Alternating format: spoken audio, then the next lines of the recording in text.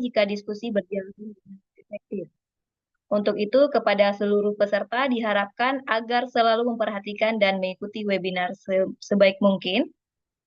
Berikutnya, saya akan menyampaikan beberapa ketentuan acara webinar. Yang pertama, peserta tidak diperboleh melakukan interupsi ketika pemateri menyampaikan pemaparannya. Dimohon untuk menjaga ketenangan selama webinar berlangsung. Baiklah, langsung saja. Materi pertama akan disampaikan oleh Ibu Profesor Dr. Isah Cahyani MPD dari Universitas Pendidikan Indonesia. Beliau juga Majelis Pakar Asosiasi DKLPT. Baiklah, kepada Ibu Isah dipersilahkan.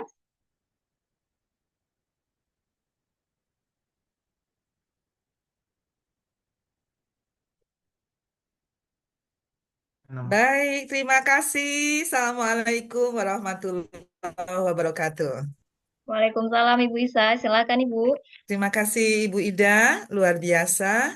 Semoga teman-teman sahabat-sahabat di Nusantara dan berjumpa dalam dunia maya ini memberikan kebahagiaan, memberikan keberkahan pada kita semua. Ibu Direktur, Ibu Ria, terima kasih atas undangan ini. Mudah-mudahan kita semua bisa menulis ya, menulis untuk Scopus.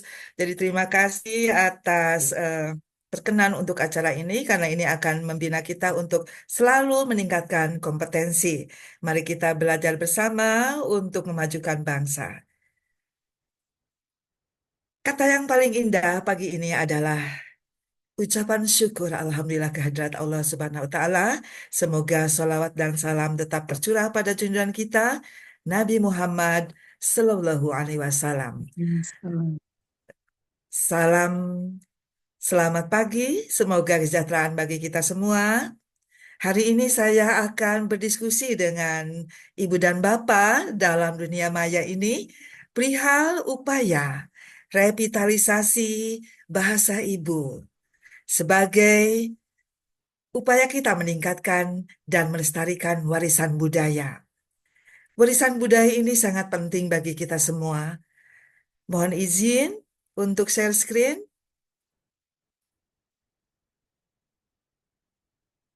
Sudah terlihat? Sudah Ibu, silakan. Sudah, Bu. Terima kasih. Ya, jadi dalam presentasi ini saya akan membahas pentingnya revitalisasi bahasa ibu. Kita akan menjelajahi nilai historis dan budaya. Kemudian kita akan melihat tantangan globalisasi sehingga pada akhirnya kita akan membahas strategi pelestarian. Ibu Direktur mungkin nanti kita bisa mengadakan riset kolaborasi Indonesia untuk pelestarian bahasa ibu ini. Karena bagaimanapun bahasa ibu itu akan memberikan peningkatan neuron kita dalam linguistik. Nah, mengapa penting bahasa ibu ini, Ibu dan Bapak? Yang pertama, karena bahasa ibu memiliki nilai historis, menyimpan sejarah yang panjang dalam suatu komunitas kita, mencerminkan perjalanan dan pengalaman nenek moyang kita. Bahasa Indonesia digunakan dalam huruf palapa oleh Kerajaan Sriwijaya dan tertulis dalam batu tulis di Bogor. Jadi historisnya cukup panjang. Bahasa Indonesia sebagai bahasa nasional ini diperjuangkan oleh para pahlawan kita dengan berdarah-darah. Tidak semua bangsa maju memiliki bahasa nasional. Dan bahasa nasional kita didukung, dibangun sebagai puncak dari bahasa-bahasa daerah, dari bahasa-bahasa ibu yang kita gunakan dalam keseharian di rumah. Selain itu juga bahasa ibu mempunyai nilai budaya.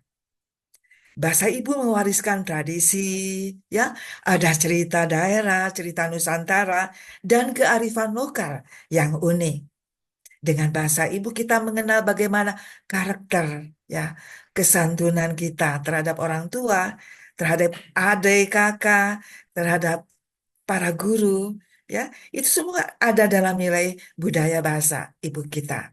Selain itu juga bahasa ibu itu memiliki nilai kognitif. Ini akan mempengaruhi cara berpikir cara memproses informasi, sehingga penguasaan bahasa ibu akan memperkaya kemampuan kognitif. Apabila menguasai bahasa ibu, maka seseorang akan mudah dalam menguasai bahasa asing lainnya. Nah, bagaimana tantangan di era globalisasi dalam bahasa ibu ini? Yang pertama, dominasi bahasa global seperti bahasa Inggris mendominasi berbagai aspek kehidupan. Bahasa ini akan mengancam keberadaan bahasa Indonesia, sehingga anak-anak muda sekarang lebih suka bahasa Inggris ya daripada bahasa ibu sendiri. Begitu. Yang kedua, tantangan urbanisasi. Perpindahan penduduk ke kota menyebabkan percampuran budaya. Ini mengurangi bahasa ibu di lingkungan keluarga. Begitu juga kurangnya sumber daya untuk mendukung pelestarian bahasa ibu seringkali terbatas, termasuk pendidikan dan pelatihan para guru bahasa ibu. Bagaimana strategi revitalisasi ya, pendidikan dan komunitas tentang bahasa ibu? Yang pertama, pendidikan multilingual.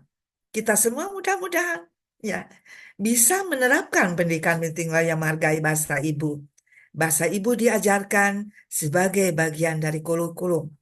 Jadi dalam hal ini kebijakan pemerintah daerah, kebijakan kepala sekolah akan mendukung bagaimana bahasa ibu itu tetap eksis, jangan sampai punah. Ada bahasa internasional yang punah, misalnya bahasa Yunani. Bahasa Yunani sekarang hanya digunakan untuk ilmu-ilmu biologi, misalnya. Yang kedua, revitalisasi ini bisa dilakukan dengan program berbasis komunitas. Nah, DKLPT ini ya punya komunitas para ilmuwan lintas perguruan tinggi. Bagus dan tetap mencanangkan bahasa ibu sebagai salah satu topik yang menarik untuk program melestarikan dan mewariskan budaya. Dalam program berbasis komunitas ini mengembangkan program yang melibatkan partisipasi aktif masyarakat, terutama para masyarakat ilmuwan ya. Program ini mempromosikan penggunaan bahasa ibu dalam kegiatan sehari-hari. Dan ini sudah program kalau di Bandung ya bahasa Sunda Rabu Nyunda. Jadi bahasa Sunda itu tiap hari Rabu digunakan.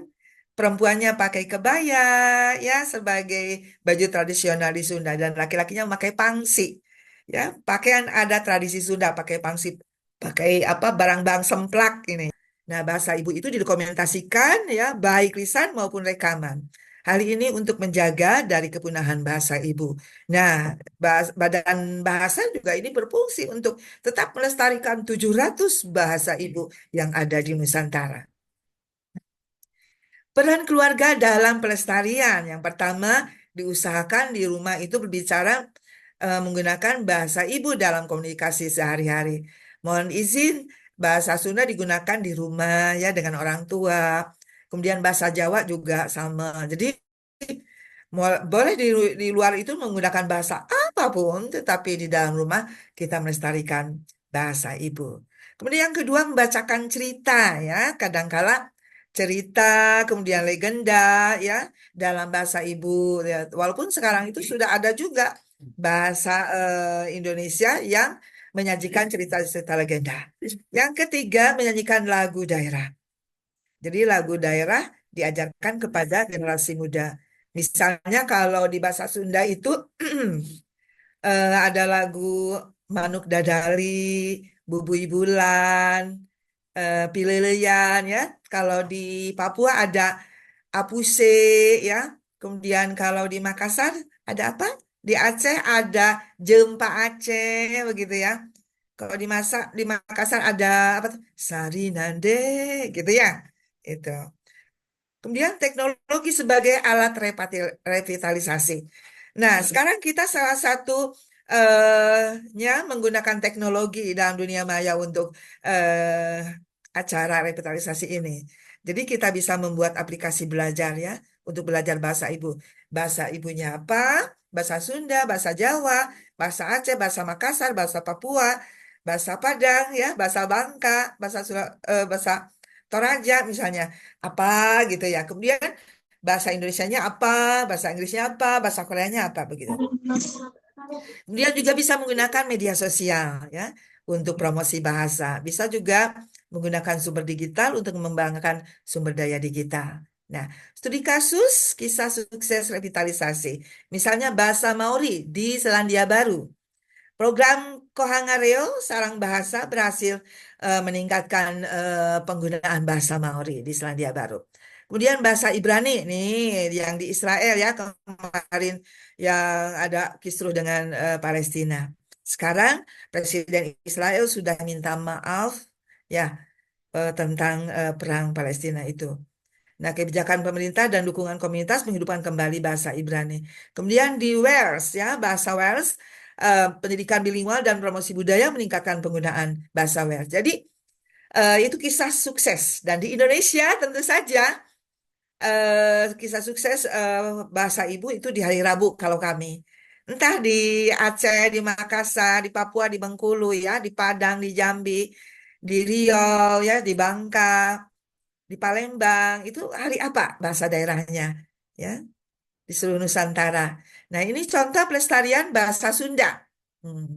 Bahasa Sunda sebagai identitas kekayaan nasional merupakan bahasa daerah di Indonesia, memiliki peranan penting membentuk identitas budaya nasional ya, tidak hanya sebagai alat komunikasi tetapi juga cerminan dan warisan budaya yang kaya kearifan lokal masyarakat Sunda. Nah, bahasa Sunda sebagai identitas budaya itu merupakan ciri khas kekayaan linguistik. Jadi, struktur gramatikalnya yang unik, kosakata yang kaya. Sekarang ada angkaribung. Angkaribung itu tangan kiri, tangan kanan membawa banyak sekali tentengan, namanya angkaribung. Itu sudah masuk dalam bahasa Indonesia. Kemudian juga lawas. Lawas itu masa lalu, kenangan, lagu lawas, lagu kenangan, golden apa nostalgia gitu ya. Nah, itu mencerminkan keanekaragaman. Jadi, bahasa Indonesia itu kalau ingin jadi bahasa PBB dan sekarang sudah jadi bahasa PBB, setahunnya itu harus menciptakan 1.000 kosakata dan alhamdulillah di Indonesia memiliki 700 bahasa daerah dan itu bisa diangkat menjadi puncak bahasa nasional ya.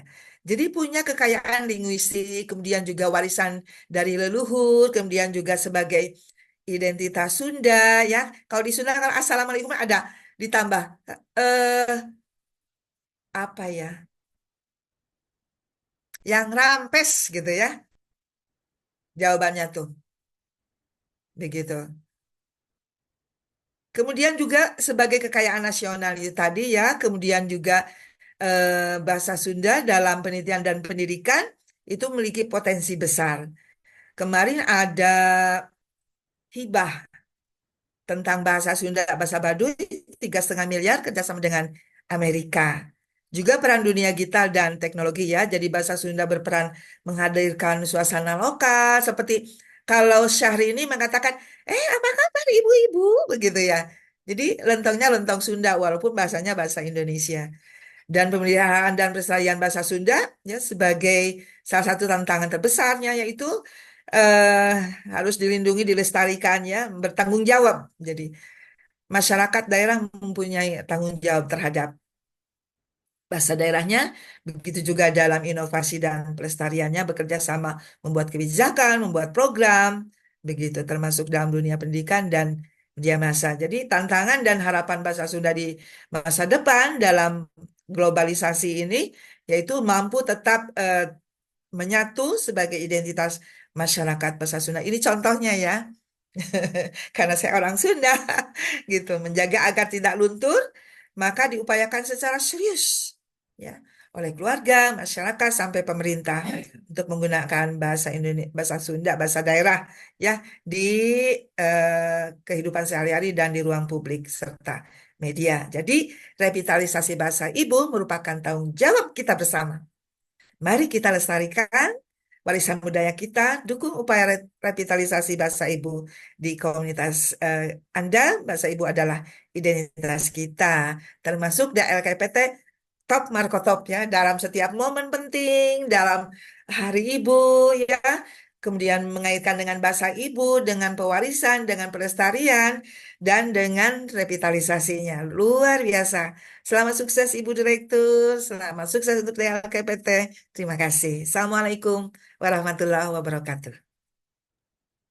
Waalaikumsalam warahmatullahi wabarakatuh. Terima kasih Ibu Profesor Dr. Isah Cahyani MPD atas materinya Ibu.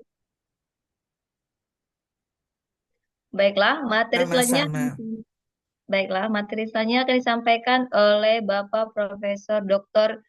Imroatus Solihah MPD ME dari UIN Raden Mas Said Surakarta. Baik, silakan Bapak. Terima kasih. Oh, maaf Ibu. Sebelumnya saya Ibu ya. Maaf, Ibu. Silakan Ibu. Izin untuk share screen dulu. Salam kenal Ibu. Assalamualaikum. Terima kasih. Waalaikumsalam, Ibu Isah Alhamdulillah. Cahyani. Ya. Oke.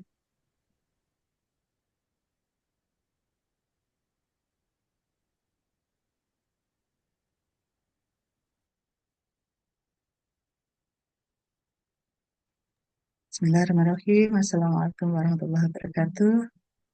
Bapak Ibu sekalian, apakah suara saya terdengar? Terdengar Ibu? Jelas, Bu? Ya. Baik, mohon izin untuk share screen. Apakah sudah nampak ya? Ya, sudah Ibu. Silakan. Baik, terima kasih pada kesempatan pagi hari ini. Mohon izin untuk menyampaikan sedikit terkait revitalisasi dan strategi pelestarian bahasa ibu di era globalisasi, tantangan dan solusi. Yang pertama bahwa bahasa ibu merupakan bahasa pertama yang dipelajari seseorang sejak kecil. Tentu ini juga bahasa ibu merupakan identitas budaya yang juga menjadi alat komunikasi utama bagi ibu dan anak dalam suatu keluarga pada komunitas yang lebih kecil. Kemudian bahasa ibu ternyata ini membawa eh, dampak yang memprihatinkan saat ini kondisinya bahwa karena globalisasi mempercepat penggunaan bahasa internasional. Hal ini mengakibatkan bahasa ibu mengalami kecenderungan penurunan dari pengguna. Dan bahasa ibu, dengan kata lain, bahasa ibu ini terancam punah. Ketika kita melihat pada di UNESCO tahun 2024 bahwa kepunahan bahasa ibu merupakan isu global yang mengkhawatirkan dan ternyata tidak hanya Indonesia yang menghadapi kepunahan bahasa ibu ini. Di seluruh dunia juga mengalami hal itu sehingga UNESCO juga uh, menyampaikan bahwa sekitar 760 bahasa daerah di dunia itu setiap 2 minggunya mengalami satu bahasa yang hilang. Dan ini sangat memprihatinkan Bapak Ibu sekalian dan punah, bahkan punah. Karena tidak adanya penutur asli. Kemudian dengan kondisi seperti ini muncullah gagasan dari UNESCO terkait Hari Bahasa Ibu Internasional yang kita rayakan pada hari ini melalui webinar ini dengan diperingati setiap tanggal 21 Februari. Dan ini bertujuan untuk mengakui peran ibu dalam kehidupan sosial, ekonomi, juga budaya. Selain itu, bahasa ibu itu juga sebagai warisan budaya.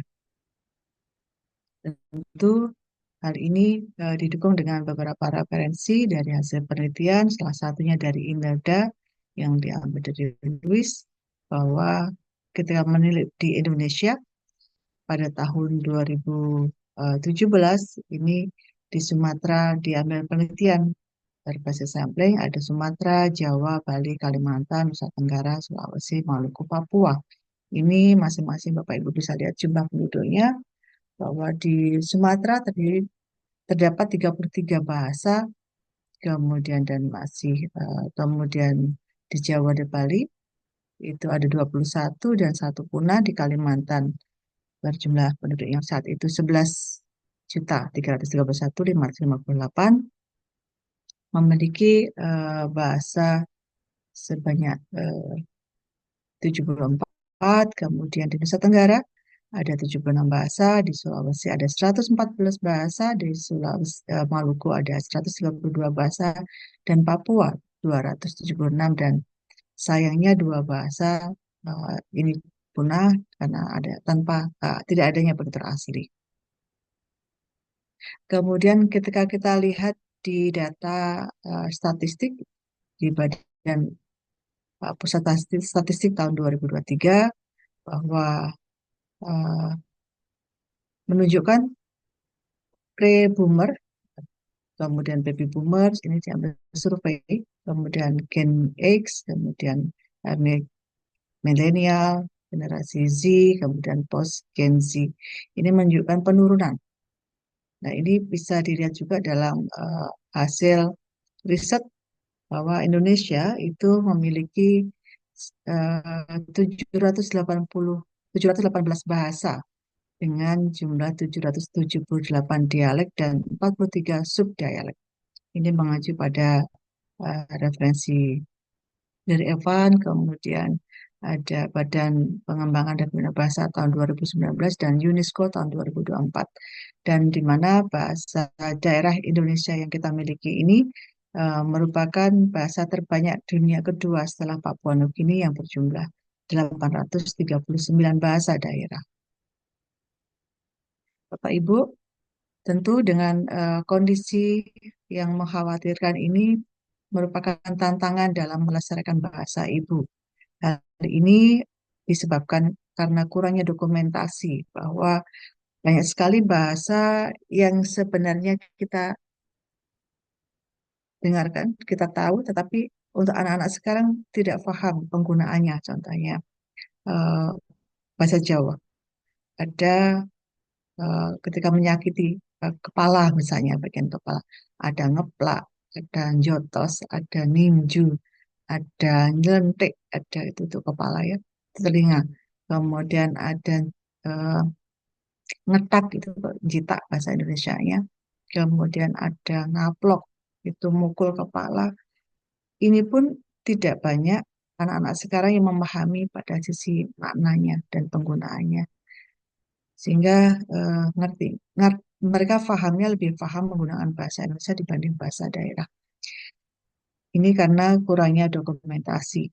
Kemudian pengaruh globalisasi ini juga sangat mempengaruhi adanya kemunduran penggunaan pemahaman dari bahasa ibu itu sendiri karena westernisasi dengan bahasa asing yang terus membumi karena satu penggunaan ya, penggunaan karena bahasa salah satu komunikasi anak-anak sekarang itu kalau hangoutnya tidak hanya di wilayah sendiri, bahkan ke luar negeri ini maka memerlukan bahasa asing, salah satunya bahasa Inggris, sehingga globalisasi kemudian dalam teorinya David Christos menunjukkan bahwa 78 transkripsi keilmuan itu tertransfer dalam bahasa Inggris dan hal ini mengakibatkan bahasa daerah juga mengalami kemunduran. Kemudian kurangnya regenerasi. Kita lihat nampak sekali bahwa penggunaan bahasa daerah memang mengalami penurunan dalam lingkup kecil misalnya dalam keluarga. Lebih banyak menggunakan bahasa Indonesia yang mana ketika menggunakan bahasa Indonesia itu lebih mudah dipahami dibanding menggunakan bahasa daerah. Contoh bahasa Jawa. Kalau anak-anak sekarang bahasa Indonesia sama bahasa apa yang paling susah? Bahasa Jawa. Kenapa? Itu tadi karena kurangnya apa namanya pembiasaan. Karena minim pembiasaan juga adanya minimnya kebijakan pemerintah. Walaupun nanti di slide yang berikutnya akan menyebutkan bahwa pemerintah pun sebenarnya juga sudah melakukan beberapa gebrakan yang mana eh, untuk dalam rangka merevitalisasi dan juga melindungi bahasa ibu. Namun demikian, Bapak Ibu, ternyata globalisasi, urbanisasi, kemudian pergeseran sikap bahasa, hal ini juga kebijakan dan praktik yang tidak selalu berpihak pada pelestarian bahasa daerah, ini cenderung mereferensi situasi monolingual yang menyebabkan bahasa daerah mengalami kemunduran. Lalu apa dampak hilangnya bahasa ibu? Nah, hal ini ternyata sangat luar biasa bahwa bahasa ibu itu hilang. Ketika hilang berdampak pada hilangnya identitas suatu budaya. Salah satu bahasa misalnya kita di Indonesia banyak candi-candi yang di sana menggunakan bahasa Sanskerta. Apakah kita menguasai, memahami? Ternyata tidak banyak memahami. Kemudian dan kita memiliki artefak-artefak tetapi kita tidak memahami itu atau sedikit memahami. Artinya ini menunjukkan bahwa hilangnya identitas budaya karena dampak hilangnya bahasa ibu. Hal ini diteliti oleh Rani tahun 2024, Ciregar 2024, Widiati 2024, dan masih banyak lagi. Kemudian munculnya teknologi dan medsos, hal ini sebenarnya secara dalam kehidupan sehari-hari teknologi ini sangat membantu kita untuk memudahkan eh, dalam memenuhi kebutuhan kita. Dan medsos juga begitu masifnya medsos, berkembangnya AI dan macam-macamnya itu sebenarnya juga bisa memberikan dampak yang positif, tetapi sisi lain juga memberikan dampak yang negatif karena adanya bauran-bauran bahasa, kemudian dan juga akan menghasilkan atau memberi dampak yang signifikan akan hilangnya bahasa ibu karena munculnya bahasa-bahasa gaul. Nah, hal ini juga diteliti oleh Arfa Arisi tahun 2023, kemudian Kaharudin tahun 2024, kemudian Bangun tahun 2024, Nababan 2024, dan masih banyak lagi yang membahas terkait dengan dampak hilangnya bahasa ibu ini yang dikaitkan dengan teknologi dan medsos. Selanjutnya berdampak positif dan negatif. Tentu dalam konteks bahasa pergaulan, dalam bahasa itu selalu ada growth and decay. Ada bahasa yang muncul baru, hal yang baru, ada yang karena asimilasi, ada apa namanya mengambil borrowing ya. Kemudian ada juga bahasa yang itu mati, kosakata yang mati dan muncul bahasa atau kosakata baru. Dan hal ini dampak positifnya eh, sebenarnya banyak dalam konteks penggunaan dalam bahasa dan bahasa gaul, tapi sisi negatifnya juga banyak. Hal ini berimplikasi pada juga berimplikasi pada keberadaan bahasa ibu itu sendiri, yang mana Bapak Ibu bisa lihat di penelitian diteliti oleh Mahendra dan kawan-kawan tahun 2022, Julianti tahun 2023, Ainisya tahun 2023, kemudian Dalin Junti tahun 2024, Ramadan 2024, dan masih banyak lagi. Berikutnya, dampak hilangnya bahasa ibu juga akibat melemahnya koneksi antar generasi dan budaya westernisasi tadi. Jadi, dalam lingkup yang paling kecil di rumah, kemudian lingkup lebih luas dalam lingkungan rumah, dalam rumah, di luar rumah, di sekolah, itu ternyata lebih penggunaan bahasa daerah atau bahasa ibu itu tidak banyak digunakan. Atau walaupun digunakan, tetapi lebih pada bahasa yang tidak menggunakan unggah-ungguh kalau dalam bahasa Jawa secara benar. Nah, hal ini Bapak Ibu bisa eh, pelajari atau bisa diteliti oleh Al Mubarok tahun 2024, kemudian Abrenai tahun 2024, dan juga Fitri tahun 2024. Dan tentu masih banyak yang membahas tentang hal ini. Berikutnya adalah menurunnya kekayaan linguistik. Bapak Ibu, ternyata eh, dampak hilangnya bahasa itu juga mempengaruhi penurunan kekayaan linguistik secara gramatikalnya sebagai dalam konteks sosiolinguistiknya, psikolinguistiknya. Tidak heran masa anak sekarang karena tidak paham tentang pragmatik menyampaikan diri sendiri itu diangkat lebih tinggi saya pulau sare. Tentu ini salah. Dan ini masif tidak hanya di anak-anak dan orang dewasa pun kita sudah bisa menemukan ini pulau sare, pulau dahar ini sangat bagi pemerhati bahasa menggelikan, tetapi ternyata fakta di lapangan kita temukan banyak sekali contoh-contoh seperti ini. Kemudian strategi revitalisasi bahasa ibu. Bapak Ibu, dalam hal ini sebenarnya banyak yang bisa dilakukan dalam merevitalisasi bahasa daerah. Yang pertama adalah pendidikan dan teknologi, bahwa di Indonesia bahasa daerah itu juga sebenarnya sudah masuk di kurikulum. Tetapi secara penguatannya ini belum nampak secara masif di berbagai daerah. Saya ambil misalnya dulu di Kabupaten Karanganyar itu ada penggunaan bahasa wajib 1 hari, setiap hari Rabu menggunakan bahasa Jawa. Instruksi-instruksi menggunakan bahasa Jawa. Ternyata ini hanya kebijakan sebentar saja, tidak berlanjut hingga saat ini. Nah, ini dalam 1 hari menggunakan bahasa Jawa full dari pagi sampai pulang sekolah. Di setiap lini ternyata juga masih ditemukan bauran bahasa lain, bahasa Indonesia dan seterusnya. Ternyata konsistensinya itu juga diperlukan. Kemudian bilingual atau multilingual sejak dini. Sehingga hal ini bisa dilakukan karena kita tidak bisa menghindari adanya perkembangan zaman bahwa bahasa itu juga mengalami perkembangan berdasarkan kebutuhannya. Kemudian juga bisa dilakukan teknologi dan media. Apa itu melalui aplikasi pembelajaran bahasa ibu. Kemudian memastikan memasukkan konten-konten bahasa ibu dan secara masif. Nah, ini karena anak-anak itu suka game, misalnya bisa membuat game berbasis aplikasi pembelajaran bahasa itu. Kemudian peran keluarga dan masyarakat, ternyata Bapak Ibu ini juga membawa hal yang positif ketika ini dilaksanakan atau dilakukan dengan benar.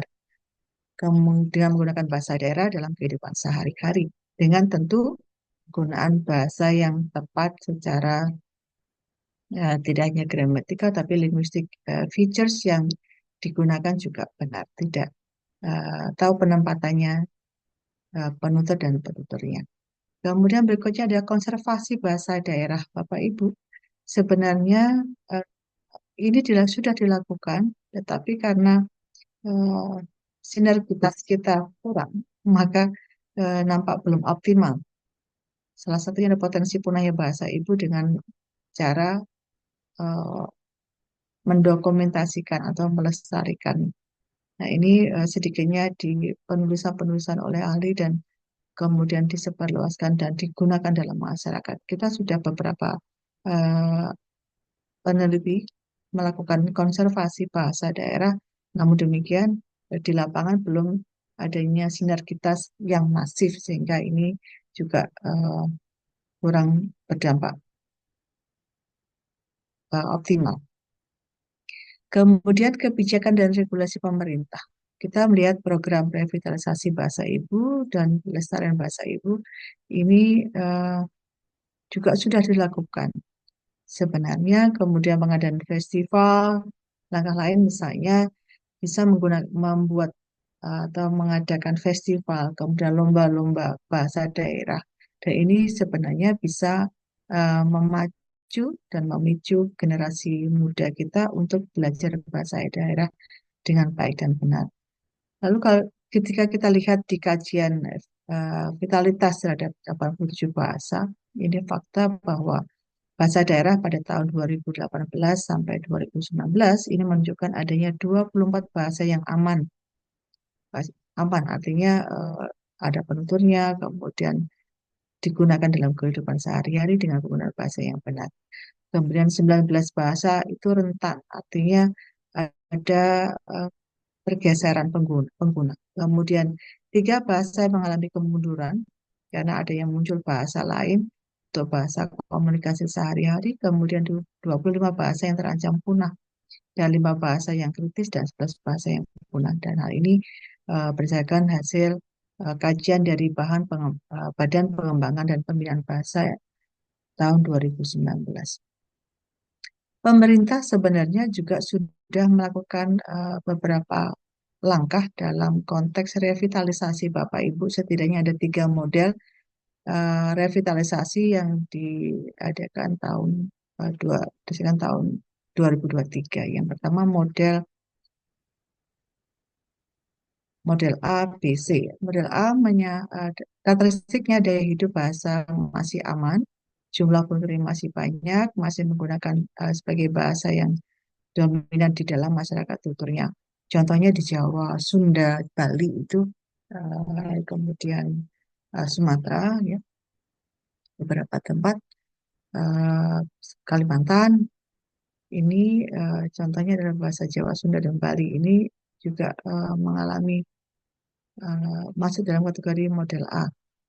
Lalu pendekatannya bagaimana? Pewarisan dilakukan secara terstruktur melalui pembelajaran di sekolah. Maka kalau di SD itu ada pelajaran bahasa Jawa. Ini sebenarnya sejak dini sudah diajarkan. Namun demikian, karena tidak digunakan dalam eh, frekuensi yang sering, ini juga mengalami penurunan pada konteks penggunaan.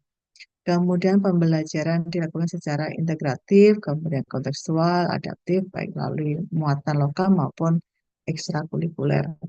Ya, saat ini misalnya di, di kurikulum Merdeka ini juga mengacu pada kegiatan salah satunya adalah revitalisasi bahasa. Kemudian model B itu daya hidup bahasa tergolong rentan. Yang kita bisa lihat pada sebenarnya jumlah penduduknya banyak, kemudian namun demikian bersaing dengan bahasa-bahasa daerah lain. Biasanya di daerah trans gitu ya. Nah, bahasa-bahasa misalnya di Sumatera, kemudian Sulawesi, Nusa Tenggara Barat, termasuk Kalimantan ya, karena adanya berbauran dari berbagai etnis, akhirnya memunculkan banyaknya bahasa daerah yang lain. Tergantung komunitas itu yang dominan yang apa, sehingga ini memunculkan model B versi Kemendikbud tahun 2023, di mana pendekatannya menggunakan pewarisan dapat dilakukan secara terstruktur melalui pembelajaran di sekolah, berbasis sekolah, jika wilayah berbahasanya itu memadai. Nah, itu tadi melihat dominasi penggunanya atau penuturnya. Kemudian pewarisan dalam wilayah tutur berbahasa juga dapat dilakukan melalui pembelajaran berbasis komunitas. Berikutnya model C, versi Kemendikbud tahun 2023, bahwa untuk daya hidup bahasanya kategori mengalami kemunduran, terancam punah dan kritis, dan juga jumlah penduduk sedikit dengan sebaran terbatas, yang biasanya kita temukan di Kalimantan Tengah, Kalimantan Timur, kemudian Kaltim, Maluku, Maluku Utara, dan Papua. Ini diarahkan melalui pewarisan yang dilakukan melalui pembelajaran berbasis komunitas untuk wilayah berbahasa yang terbatas dan khas. Kemudian pembelajaran dilakukan dengan menunjuk 2 atau lebih keluarga sebagai model. Dilakukan di pusat kegiatan masyarakat seperti tempat ibadah, kantor desa, taman bacaan masyarakat, dan sebagainya. Namun demikian, Bapak Ibu, fakta di lapangan ternyata juga sangat sulit karena bauran dari penduduk dengan berbagai background etnis itu juga akhirnya mau tidak mau campuran penggunaan bahasa campuran bahasa Indonesia dan bahasa daerah ini uh, digunakan, bahkan bahasa asing. Nah, kesimpulan Bapak Ibu dari materi yang saya sampaikan bahwa bahasa ibu adalah warisan yang tak ternilai, sehingga hal ini uh, kita harus bahasa Jawanya adalah nguri-nguri dengan menggunakan dalam kehidupan sehari-hari. Kemudian revitalisasi membutuhkan kolaborasi dari berbagai pihak. Maka pemerintah sudah melakukan berbagai effort dan tentu kita sebagai praktisi, sebagai pengajar dan juga masyarakat berkolaborasi untuk uh, kelestarian bahasa ibu.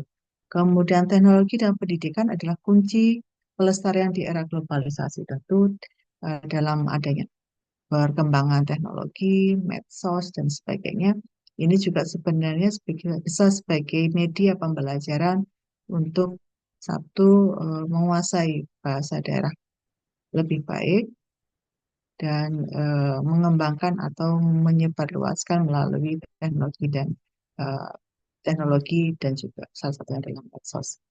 Kemudian bahasa yang mati. Dan bahasa yang mati adalah budaya yang terkubur sehingga dengan demikian melestarikan bahasa daerah untuk generasi penerus dan kejayaan bangsa merupakan PR kita bersama.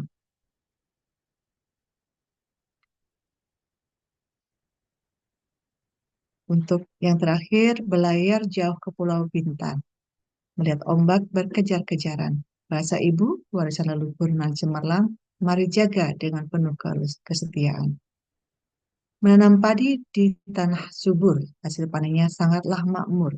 Bahasa ibu kita lestarikan sepanjang umur, agar budaya tak hilang dan luntur. Selamat Hari Bahasa Ibu Internasional 21 Februari 2025. Sangatlah manis, senyuman kekasih, cukup sekian, terima kasih. Saya akhiri, wassalamualaikum warahmatullahi wabarakatuh. Waalaikumsalam warahmatullahi Waalaikumsalam warahmatullahi wabarakatuh. Baik, terima kasih Ibu Profesor Dr. Imroatus Solihah, MPD, ME atas materinya Ibu.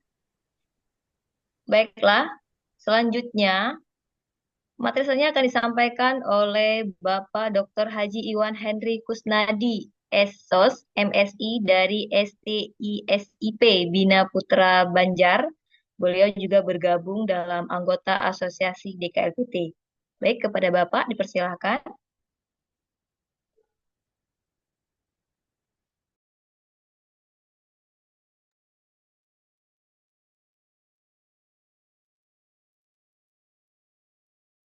Beliau, Bu, sedang ada gangguan jaringan. Kita tunggu aja sebentar lagi, Bu, ya. Baik, Tadi sudah saya hubungi beliau. Ini sudah masuk beliau. Silakan, Bu. baik, silakan Bapak Dr. Haji Iwan Henry Kusnadi. Assalamualaikum warahmatullahi wabarakatuh. Waalaikumsalam warahmatullahi wabarakatuh. Selamat dan semangat pagi, Ibu. Ya. Ini saya membuka laptop, ini ada gangguan.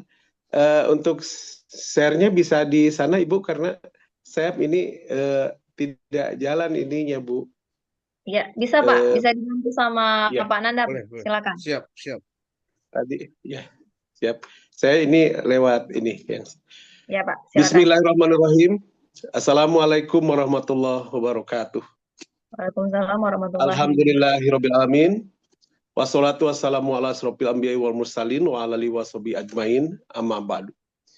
Alhamdulillah, puji dan syukur kita panjatkan kehadirat Allah Subhanahu wa taala atas hidayah rahmatnya pada hari ini. Kita yang cinta kepada negara dan bangsa Indonesia dengan binaan DKLPT terus semangat dengan kegiatan seminar. Izin saya dari tadi ini memonitor pagi, sekarang bersua lagi dengan Ibu Moderator yang selalu setia dengan acara seminarnya. Ada kemajuan, saya ucapkan selamat karena DKLPT sekarang sudah mulai ke publish ya. Mudah-mudahan saja ini juga kerjasama dengan prodi-prodi yang seperti sekarang, teman-teman dari Bali, luar biasa. Karena waktunya terbatas, yang pertama saya ingin menilik dalam sebuah tema. Kajian saya di ilmu pemerintahan selalu bicara tentang bagaimana kebijakan, bagaimana strategi dalam konteks yang lebih umum. Kita selalu bicara tentang organisasi, menyangkut perencanaan, bagaimana pengorganisasian, mengaktualisasi, kemudian mengawasi, dan itu dikenal dengan manajemen. Dan strategi bagian daripada itu, dari manajemen, dari kebijakan publik yang selalu tidak lepas dari kita. Perkenalkan, saya di sini akan membahas tentang masalah tema strategi, karena menarik dua variabel tentang perlindungan dan pelestarian ini adalah sebuah amanah ya sebenarnya secara diplomatis ini yang perlu dijabarkan oleh kita. Mudah-mudahan aja nanti jurnalnya luar biasa, nanti akan menjadi referensi yang berguna bagi kita. Pelestarian dengan perlindungan tadi itu hal penting, tadi juga dengan pembicara yang lain sudah dibahas. Saya akan menambahkan. Pertama, saya melihat dari konteks kebudayaan. Jadi kita sudah diajarkan oleh berbagai teori sosiologi, teori antropologi, teori ilmu sosial, kemudian ilmu budaya, dan teori-teori di bidang ilmu lain tentang variabel kebudayaan. Jadi manusia sampai dengan langit runtuh tidak akan lepas dari kebudayaan. Kemudian interaksi kita, memang manusia itu ya makhluk yang berbudaya. Ya. Kemudian di PPT berikutnya, interaksi yang terjadi antar manusia itu memang di jagat raya ya, dari mulai daerah pegunungan, pedesaan, perkotaan, dunia, bahkan antara tradisional sampai modernisasi tidak bisa dilepaskan.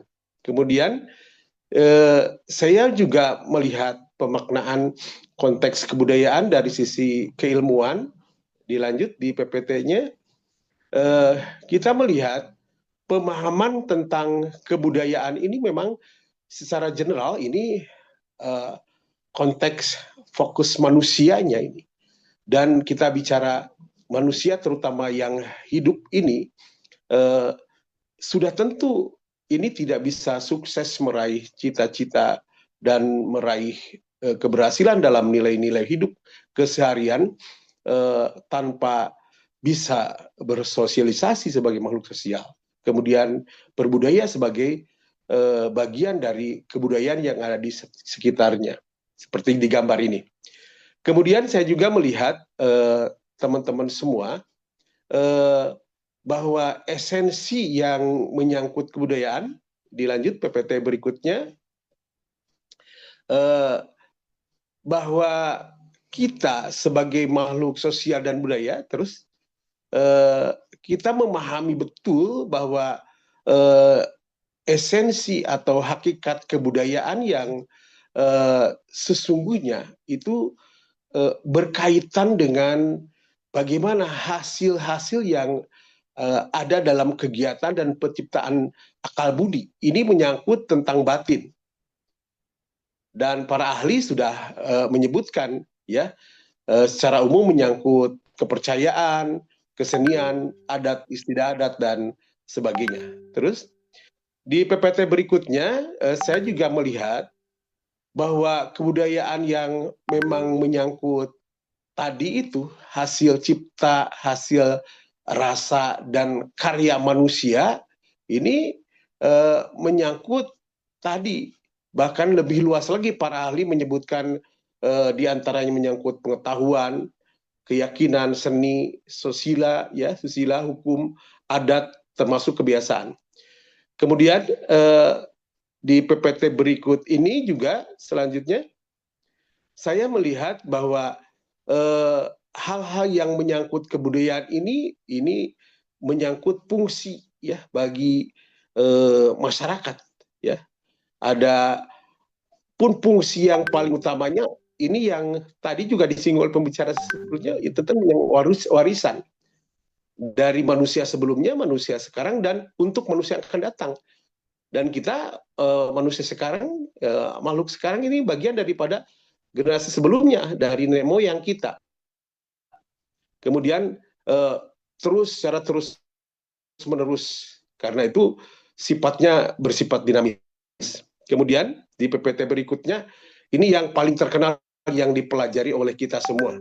Mungkin teman-teman juga yang sekarang belajar di bidang ini ya sudah tidak aneh pendapat Klukon ini tentang 7 unsur kebudayaan. Dan Klukon ini saya secara pribadi juga melihat bahwa ternyata sistem bahasa ditempatkan nomor 1.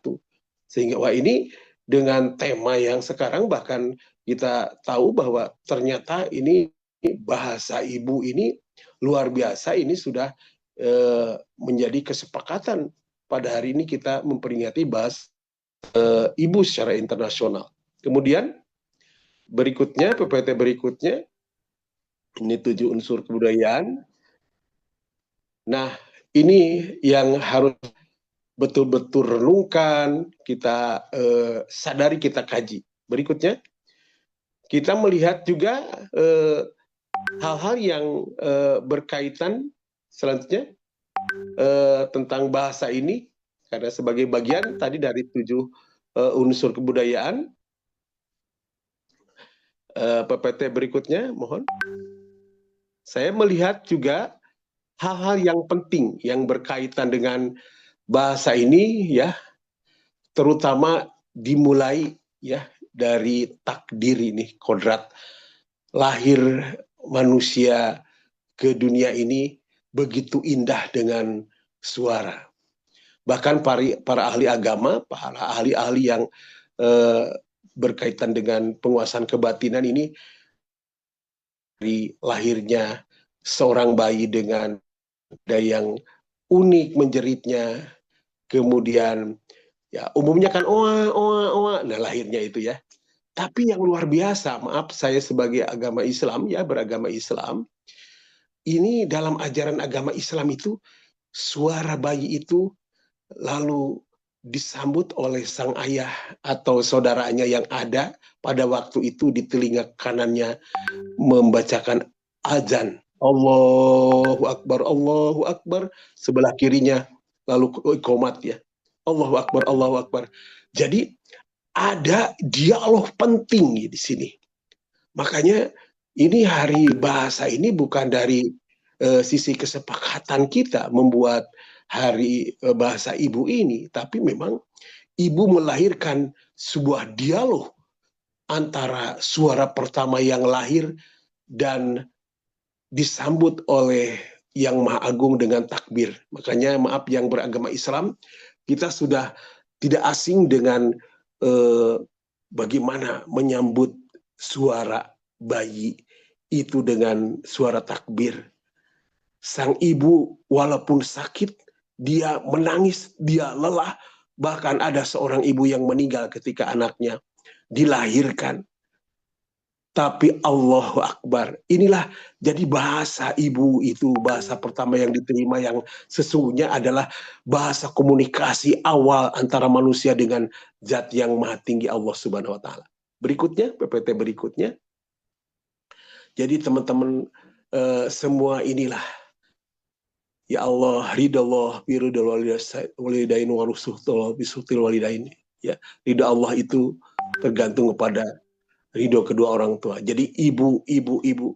Jadi inilah yang syarat dengan makna batiniah ya, ilahiyah. Kalau dalam agama Islam itu, inilah kebanggaan. Bagaimana seorang anak mengerti ketika ibunya berbunyi. Lalu seorang ibu mengerti ketika anaknya juga berbunyi. Ya mudah-mudahan semua ibu yang melahirkan anak dan suara-suara kita, dan kita pun bukan sebagai orang tua dan ibu, dan sebelumnya kita sebagai seorang anak yang mengeluarkan suara dan berdialog dengan ibu. Semoga semua ibu ya oleh Allah dimasukkan kepada surga dengan hari internasional ini, saya mendoakan di bahasa ibu internasional. Berikutnya, teman-teman semua, jadi ini ciri-ciri bahasa ibu ini ya. Jadi ini dari sejak bayi ini, dari sejak kecil ini. Jadi intinya kepada tentang komunikasi, dan akhirnya kita bicara tentang aneka ragam kebudayaan, etnis, suku, bangsa di dunia, dari belahan bumi dunia, ya, sampai dengan kita melihat ada suara alam pun yang hampir meniru dan mungkin bisa berdialog dengan manusia, ya, yang umumnya di dalam kehidupan alam ada bunyi alam, ya ada yang menyerupai manusia, surah-surah ini keindahannya. Sebenarnya kita harus meningkatkan kecintaan kepada agama Sang Pencipta, ya, kepada negara ini, bahwa kita sebagai manusia yang diberi karunia bahasa. Kemudian di sini ciri-cirinya. Kemudian berikutnya bagaimana kita juga melihat di PPT berikutnya tentang pentingnya bahasa ibu. Tadi sebenarnya sudah dibahas oleh saya dan para pembicara sebelumnya. Kemudian PPT berikutnya, karena waktu, kita melihat juga tentang bagaimana kita melihat hari ini di PBB UNESCO ini sudah menggaungkan ini. Sebenarnya kalau saya terbetik dari sebuah kehidupan desa, ya, karena saya berasal dari orang desa, saya punya keyakinan sebenarnya. Jadi dengan adanya bahasa ibu, ya, kita peringati secara internasional ini, bagi orang-orang desa ini sudah harus spirit, ya, bahwa keteladanan kearifan lokal ini sebenarnya lebih kuat di desa. Hanya kita sekarang berhadapan atau menghadapi tantangan modernisasi dan internasional atau global. Berikutnya, teman-teman semua, saya percepat saja di PPT berikutnya. Saya juga ingin mengungkapkan begitu penting, ya, tadi itu kita memperingati bahasa ibu ini, ya. Berikutnya, terus sedikit lagi, ini ada gangguannya. Di sini saya punya strategi tentang strategi sederhana sebenarnya. Saya simpulkan dengan istilah KPK. Bagaimana KPK ini istilah, ya, istilah dalam bahasan ini. Kalau bahasa yang sudah umum itu, akronim itu Komisi Pemberantasan Korupsi, tapi jawaban singkat dari kesimpulan bahasan saya tentang strategi bagaimana melindungi, perlindungan, dan pelestarian ini, saya singkat dengan KPK. Yang pertama, komitmen. Ini komitmen selalu kita dengar, tapi untuk menjalankan, mempertahankan, mewujudkan komitmen itu tadi tidak gampang, ya. Yang kedua, ini berkaitan dengan bagaimana setelah memiliki komitmen kita bersatu, ada persatuan, P-nya itu persatuan, dan yang K-nya yang terakhir adalah kesadaran. Jadi bagaimana komitmen, bagaimana persatuan, bagaimana kesadaran kita bersama, ya, dalam mewujudkan, ya, sebuah perlindungan dan bagaimana kita semua melestarikan bahasa ibu ini. Komitmen secara agama, ya, komitmen secara kebangsaan itu nasionalisme, ya, komitmen untuk generasi yang akan datang, ya. Yang kedua, persatuan. Kalau tidak bersatu, untuk apa? Sebenarnya bahasa ibu itu, ya, umumnya kita semua dari orang-orang yang sebelum modern, sebelum menjadi kota, menjadi orang bagian yang dari kehidupan teknologi dunia, kita itu lahir dari kesederhanaan, kekayaan, dan keaslian keindonesiaan. Yang kedua, persatuan. Bahasa ibu akan kuat kalau kita bersatu, ya. Dan yang ketiga, kesadaran. Inilah penting kita semua, kaum akademisi, kemudian pemerintah, perlindungan itu penting juga dilindungi oleh kebijakan seperti sekarang oleh internasional, ya, ditetapkan hari ini sebagai bahasa ibu. Kemudian berikutnya, terakhir, Bapak Ibu semua, jadi setelah kita menjawab tentang bagaimana ini, jadi bagaimana kita terus mempelajari, karena kita tidak boleh berhenti belajar. Jadi bahasa Indonesia itu, bahasa daerahnya banyak, kata Ibu narasumber sebelumnya itu, ya. Jadi hari ini adalah membangun, memperkuat, dan menyadarkan kita semua sebenarnya. Tadi di bahasa Sunda saja macam-macam, ya, dengan lagu, dengan istilah, bahkan kita bangga bahasa Indonesia itu menjadi puncaknya dari bahasa ibu yang berbagai macam suku bangsa di Indonesia. Dan sebenarnya ke depan, ya, kita semua harus sudah tidak bisa menolak lagi. Ibu kita ternyata bukan saja melahirkan, tetapi melahirkan sebuah warisan. Salah satunya yang kita bahas, yang kita perangiti hari ini, yaitu bahasa ibu. Itu saja yang dapat saya sampaikan. Mohon maaf ini saya dibantu oleh teman dari tim panitia. Jadi saya berdoa, kita berdoa, mudah-mudahan Allah melindungi kita bersama. Dan termasuk juga penyelenggara DKLPT, Ibu narasumber dan Pananda yang luar biasa, oleh Allah dipanjangkan umur sehat walafiat dengan tema-tema yang menggugah kita untuk membantu pemerintah. Terima kasih. Assalamualaikum warahmatullahi wabarakatuh. Waalaikumsalam. Ya, Waalaikumsalam mangga. warahmatullahi wabarakatuh. Baik, terima kasih Bapak Dr. Haji Iwan Hendrik Kusnadi atas materinya, Pak. Baiklah, materi selanjutnya akan disampaikan oleh Bapak Robertus Adi Sarjono Owon, berhubung beliau tidak bisa hadir karena dalam keadaan sakit.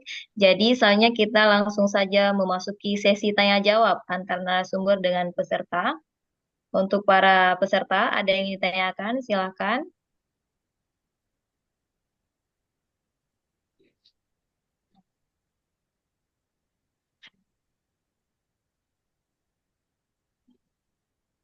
Bagaimana untuk para peserta? Ada yang ditanyakan? Izin Ibu, boleh saya bertanya? Ya, silahkan Ibu. Dari mana, dengan siapa? Ya, saya Ibu Elvira Hayu dari Kabupaten Pidi, Aceh. Ya, silakan Bu Rahayu. Ingin Eh, bertanya kepada siapa Ibu? siapa saja boleh, karena itu semuanya pakar memang. Jadi Silakan Ibu. siapa saja bisa. Soalnya saya minta maaf karena tidak bisa membuka kamera, karena ini agak susah juga jaringannya. Yang kedua, saya mengucapkan terima kasih dan puji syukur juga saya bisa hadir di webinar ini. Yang ingin saya tanyakan, kebetulan saya dan suami itu berasal dari daerah yang berbeda. Saya itu keluarga besar itu menggunakan bahasa Tapanuli atau bahasa Sumatera Barat. Kalau biasa kita sebut bahasa Anek Jame gitu. Sementara suami saya dan keluarga besarnya itu bahasa Aceh, murni 100% memang orang Aceh. Dan di kabupaten saya ini juga memang dominannya bahasa Aceh di lingkungan. Nah, ketika kami punya anak, itu kadang-kadang seperti bercampur. Saya lebih sering bahasa Indonesia kalau sehari-hari dengan suami. Tapi karena tinggal dengan keluarga, jadi si anak saya mendengar bahasa Aceh ya juga, mendengar bahasa Jamea juga, gitu, dan bahasa Indonesia juga. Nah, kalau kita bilang tipe anak saya ini kira-kira kok dikategorikan dengan bahasa ibu, itu lebih lebih seperti apa itu pemahamannya. Nah, kebetulan juga saya kan guru bahasa gitu. Jadi kira-kira apa yang harus saya jawab nanti jika seandainya nanti saya punya siswa atau punya audiens yang mempertanyakan hal yang sama yang saya juga butuh jawaban itu. Kebetulan saya mengalaminya gitu. Terima kasih. Baik, terima kasih Bu Elvira Hayu. Intinya apa namanya? Ibu sering bingung ya bahasa ibu yang mana yang ibu pakai gitu Bu ya. Iya, karena memang dengan berjalannya waktu usia anak saya sekarang, dia hampir memahami semua 3 bahasa itu, bahasa sehari-hari Indonesia, tapi ketika dengan keluarga suami itu, misalnya ceceknya, ponakan sepupunya, menggunakan bahasa dia juga paham, tapi dia agak susah mungkin mengucapkan, tapi dia paham. Begitu juga dengan kalau bertemu dengan keluarga besar saya, yang dominan bahasa Sumatera Barat gitu. Nah, jadi itu kira-kira bahasa ibunya yang mana ini? Terima kasih. Ya, terima kasih Bu Elvira Hayu. Untuk para narasumber, ada yang ingin menanggapi? Silakan.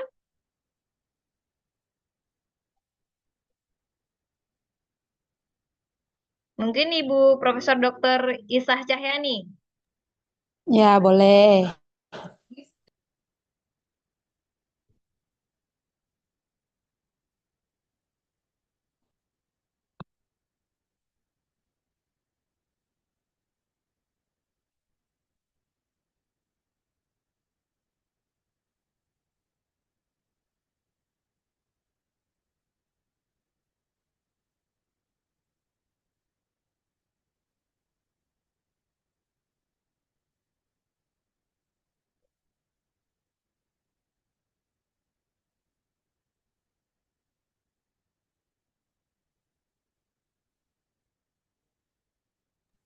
Baik, bagaimana dengan Bapak Dr. Haji Iwan Henry?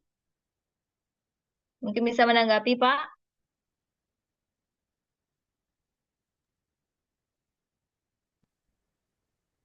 Mohon izin menjawab Ibu Moderator.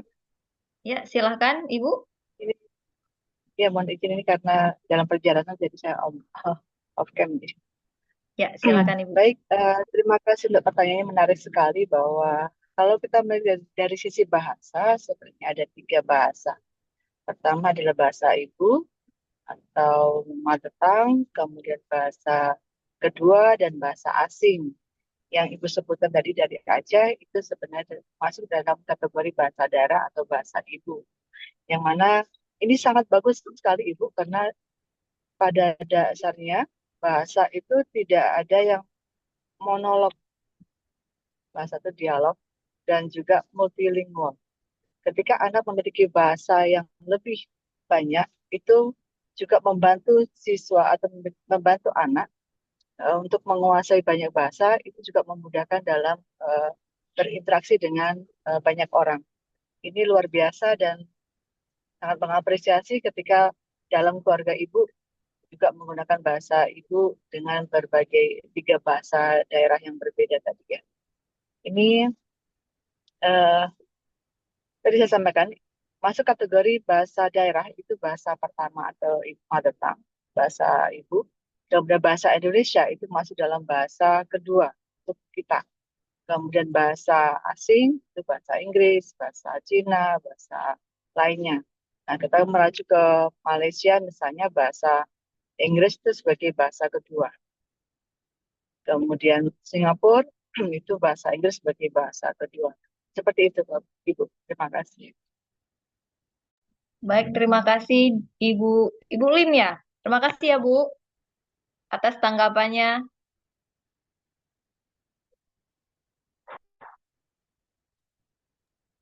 Iya, Imratus Baik, Salika. terima kasih, Ibu. Iya, Sedikit menambahkan boleh? Silakan, Ibu. Ya, Elvi.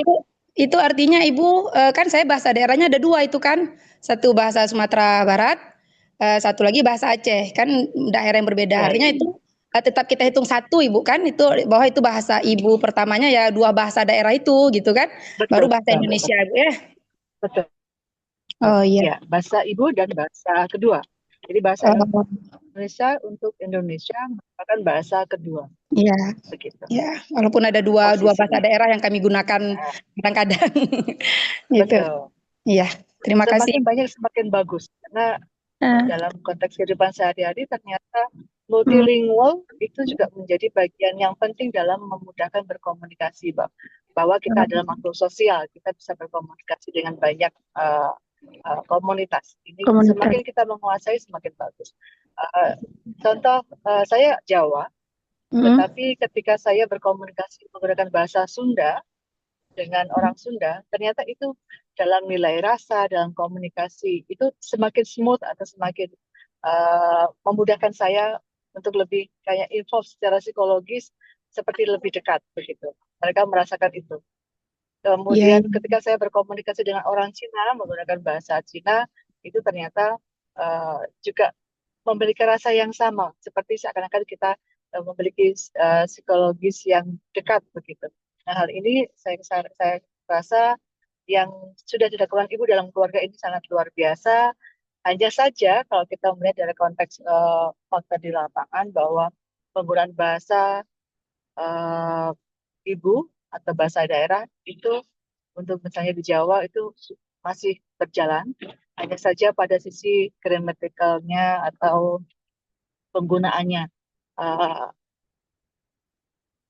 bahasa halus, bahasa kasar ini seringkali tumpang tindih. Ini yang perlu penguatan lebih lanjut, mungkin dengan corrective feedback atau dengan memberikan contoh-contoh real begitu.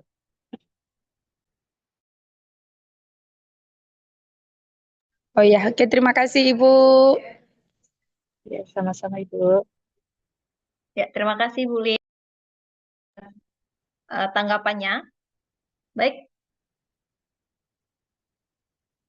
Ada pertanyaan dari Dokter Yuli Sinta, dari Ibu Dokter Yuli Sinta. Ibu Dokter Yuli Sinta ingin bertanya, Ibu. Ya, Silahkan. selamat pagi. Selamat Eh, pagi, Ibu. ya, saya mohon izin tidak bisa on kamera karena posisi Ya, di daerah ya, dan signalnya ya, lagi kurang baik. ya, Oke. Ibu. Silakan. Ini menarik sekali karena kebetulan juga saya S2-nya ngambil di bidang bahasa. Dan penelitian juga terakhir itu di bidang linguistik. Hanya pada waktu itu terkendala seperti ini. Karena kurangnya referensi yang saya temui terkait dengan bahasa ibu dan bahasa daerah.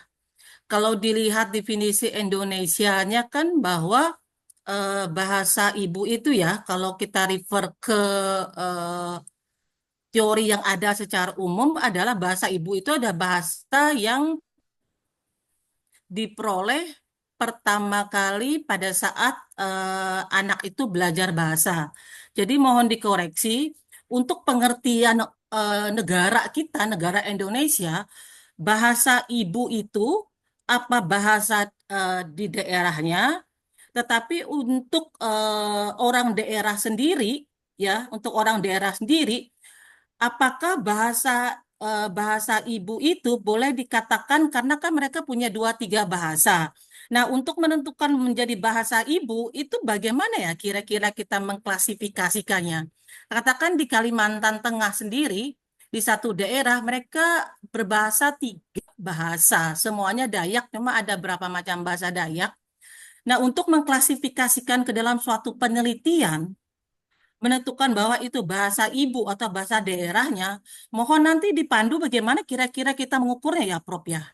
Saya kemarin tidak saya lanjutkan penelitiannya di bahasa ini karena eh, tidak ada referensi yang banyak mendukung tentang ini. Jadi mohon saran yang pertama adalah itu.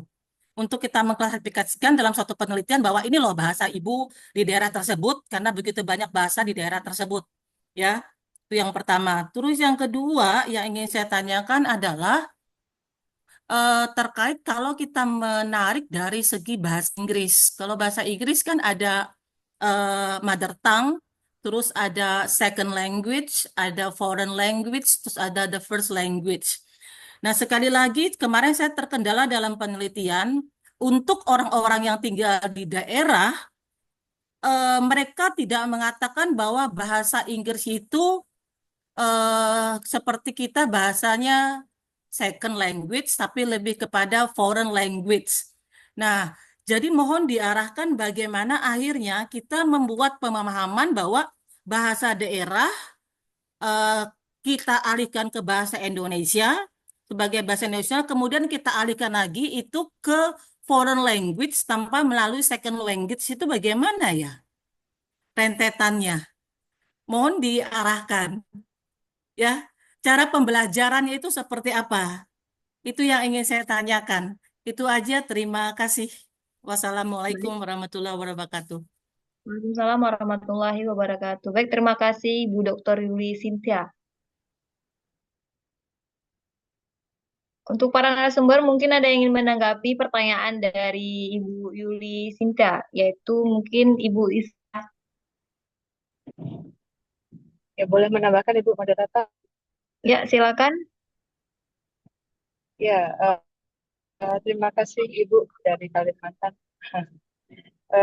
Betul bahwa dalam pengkategorisasian atau mengklasifikasikan dari si bahasa itu ada tiga komponen. Pertama adalah first language atau bahasa ibu, kemudian second language, kemudian foreign language.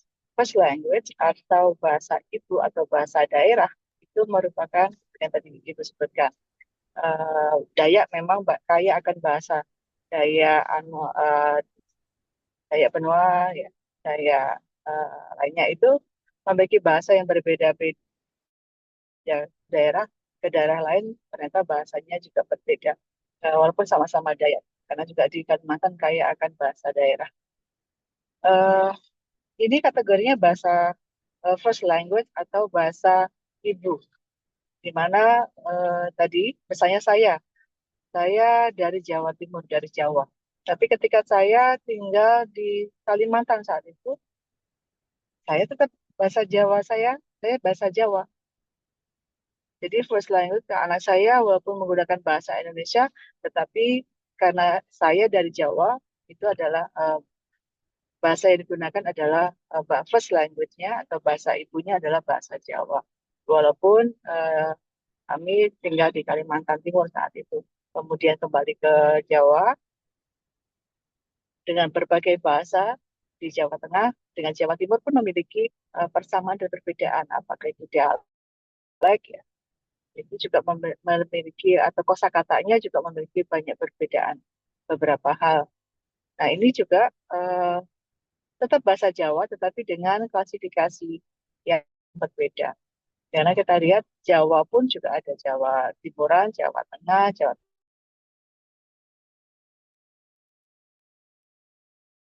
juga berbeda. Nah, ini juga bagian yang disebut dengan bahasa pertama atau first language atau bahasa daerah atau bahasa ibu. Kemudian dalam konteks Indonesia, bahasa Indonesia sebagai bahasa nasional merupakan bahasa kedua karena secara etnis kita masing-masing memiliki bahasa ibu atau bahasa daerah dan kita dipersatukan menggunakan bahasa Indonesia yang mana bahasa ini berkedudukan sebagai bahasa kedua. Dalam konteks pembelajaran di sekolah bahwa bahasa Inggris, bahasa Arab ya, misalnya yang di SDIT itu ada bahasa Inggris, bahasa Arab, itu merupakan bahasa asing, begitu. Dan bahasa asing lainnya. Saya di SMA yang jurusan bahasa, kan ada Prancis, ada Jepang, dan sebagainya. Itu masuk dalam tataran bahasa asing. Karena kita lihat dalam sebaran tadi, dan salah satu penyebabnya, kalau kita tadi melihat pada sisi ini klasifikasinya, kemudian pada sebarannya, kenapa bahasa daerah itu juga mengalami penurunan karena salah satunya adalah forenisasi, westernisasi. Kalau kita menggunakan bahasa asing, salah satunya bahasa Inggris itu nampak kita lebih educated, gitu ya, lebih cerdas, lebih secara ekonomi itu lebih tinggi posisinya. Nah, itu juga terkait dengan teorinya Philipson tahun 2011 itu juga sudah menyampaikan seperti itu. Terima kasih. Baik, terima kasih Ibu Profesor Dr. Imrotus Solihah atas tanggapannya Ibu.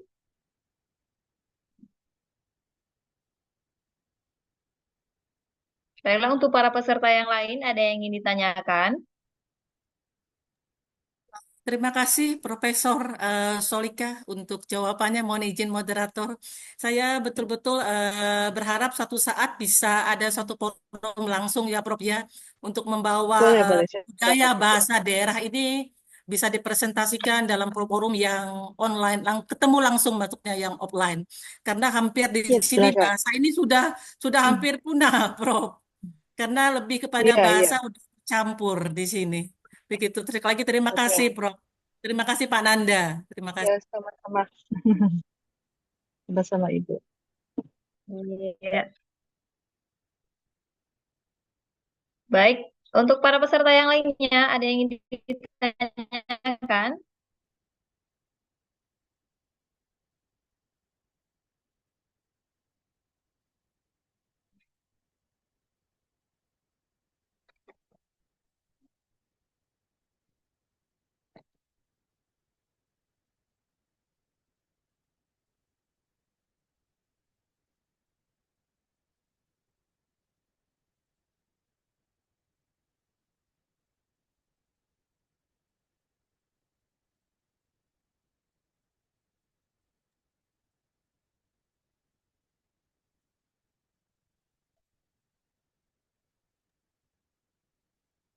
Bagaimana untuk para peserta yang lain? Ada yang ingin ditanyakan? Silakan.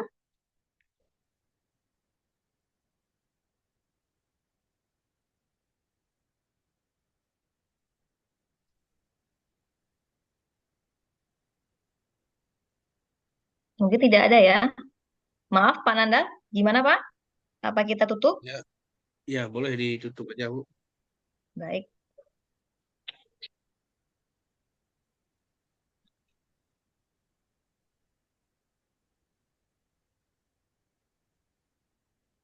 Baiklah hadirin sekalian, itulah tadi materi yang sudah dipaparkan oleh para narasumber kita hari ini.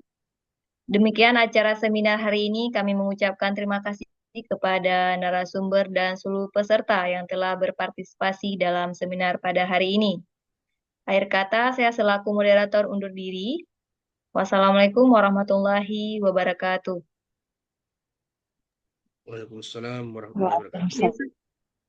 Terima Maaf kasih Pak banyak, Nanda, Bu besok ada Prof. pertemuan sekali lagi ya Pak ya? Siap, siap.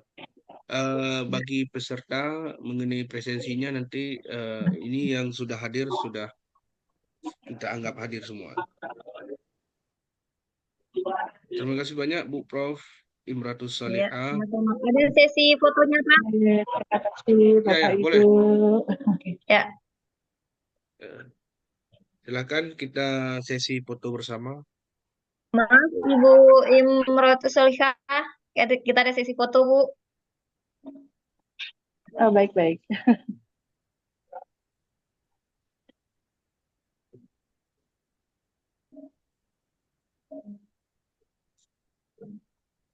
Baik, sudah. Ya, terima kasih Pak. Terima kasih semuanya. Ya, mohon Izin. izin, Bapak Ibu, terima kasih. Izin Bu. Ya. Assalamualaikum. Waalaikumsalam.